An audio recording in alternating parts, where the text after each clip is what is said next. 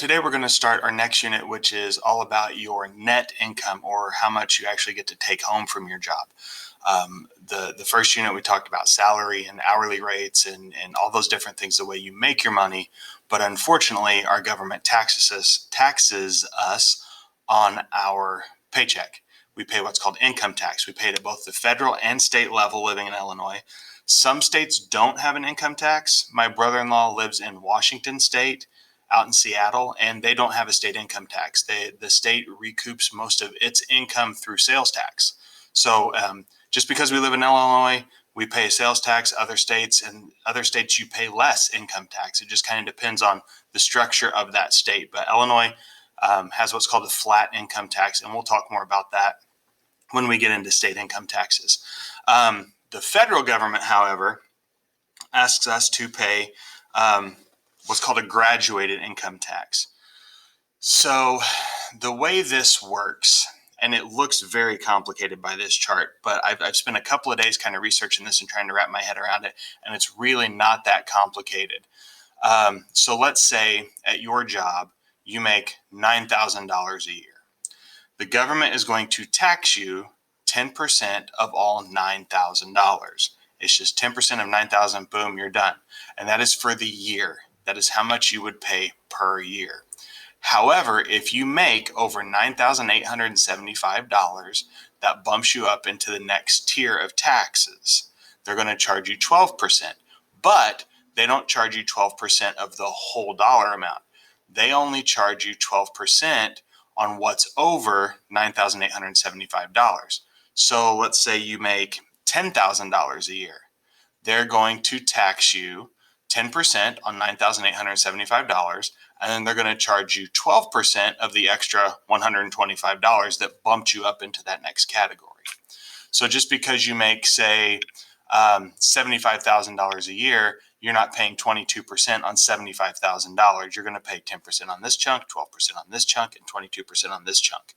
My goal today, and we're not going to do all this calculation, my goal today is to help you find the chunks.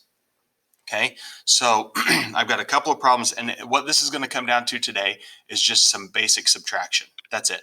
We're going to worry about actually calculating the tax tomorrow and the next day. So we're going to spend a few days on this. Today's just basic subtraction. What I want to do is kind of explain how this works. We'll get into where the tax dollars go later.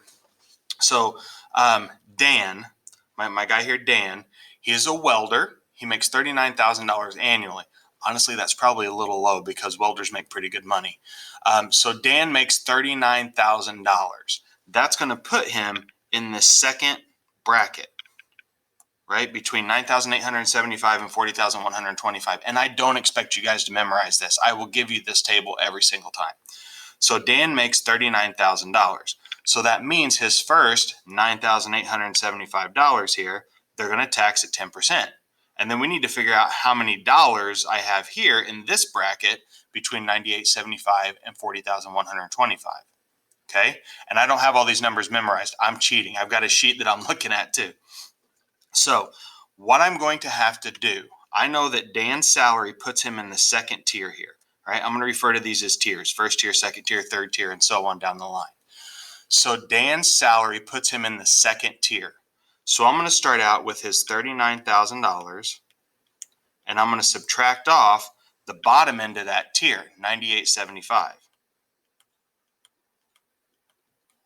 So that puts him at $29,125. Now that $29,125 is how much money he made into that second tier. Now he still made all of the first tier. So this is my second tier here. My first tier, or my 10% bracket, he made all $9,875. And if you add those two back together, the $92,125 and the $29,125 and the $9,875, that's his full salary of $39,000. All right. So let's look at one where they're bumped up into a different tier. Okay, it's not going to change the process. You're just going to have to do, since this person winds up in the third tier, you're going to have to do two subtractions. You never really have to subtract that first one because we know that it's the full $9,875. As a matter of fact, the dollar amount in the second tier, third tier, fourth tier, it doesn't change. So if you know for a fact like that they're in the third tier, we know the full dollar amount of the second tier and the full dollar amount of the first tier.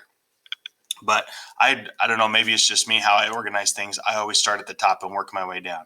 So I'm going to start in the third tier here. Carla's an accountant in a firm, earns $53,000 annually. So we're going to start with that $53,000. This is in the third tier. All right, so we're looking here. She makes between $40,125 and $85,525. I know I'm throwing out a lot of numbers, but I'm just trying to highlight what area she's in. So she makes $53,000. I'm going to subtract off the bottom end of that tier, the $41,125. So she made $12,875 in that tier. Okay, so she's going to be taxed 22% of $12,875 when we get around to that calculation. In the second tier, there's $40,125 minus $9,875. That is $30,250. There is always $32,250 in that second tier.